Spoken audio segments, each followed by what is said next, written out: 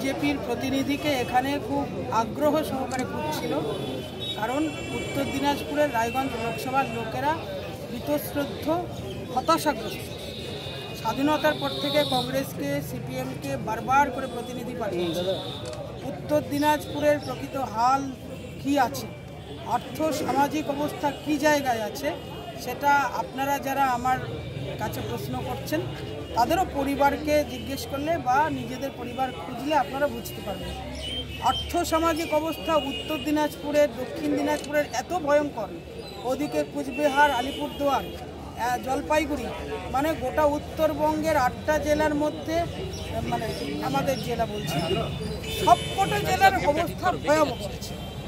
তো স্বাভাবিকভাবে মানুষ খুঁজছিল, গতবারেও খুঁজেছে, গতবারও আমাদের প্রার্থী ছিল।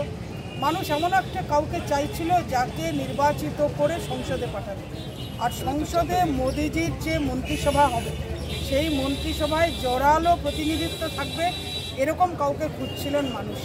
স্বাভাবিকভাবে আমি যখন এসেছি, আপনারাও দেখছেন গত 3-4 দিন ধরে মানুষ কিভাবে আমার কাছে স্বতঃস্ফূর্ত আবেগ নিয়ে ঝাঁপিয়ে পড়ছে। এতেই বোঝা যাচ্ছে মানুষের অন্তর থেকে চাহিদা। আপনি জয়ী হলে আপনার প্রধান কাজ হবে কি উত্তর দিনাজপুর জেলার রায়গঞ্জ এলাকার মানুষের জন্য? শুনুন, আমি রাজ্যের সাধারণ সম্পাদক, রাজ্যের প্রথম সারি নেতৃত্ব। আমাকে উত্তরবঙ্গের ভূমিকন্যা হিসেবে কেন্দ্রীয় নেতৃত্ব পাঠিয়েছে, মানে শুধু একটা লোকসভায় সীমাবদ্ধ নয়, পিছিয়ে পড়া উত্তরবঙ্গকে টেনে সামনে নিয়ে যেতে হবে।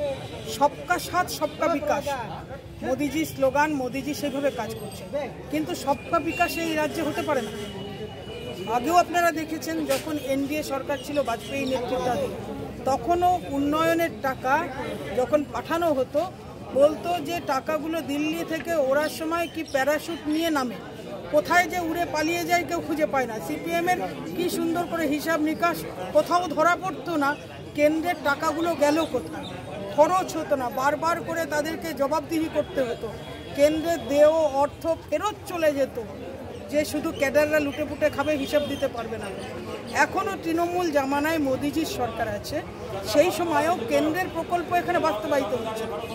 সদ্য কিছুদিন আগে দেখবেন আয়ুষ্মান প্রকল্প কেন্দ্র সরকারের, যেটা বাৎসরিক 5 লাখ টাকা পর্যন্ত কভারেজ আছে, মানে বিনা প্রিমিয়াম একটা পরিবারে 5 লাখ টাকার ইন্স্যুরেন্স থাকা।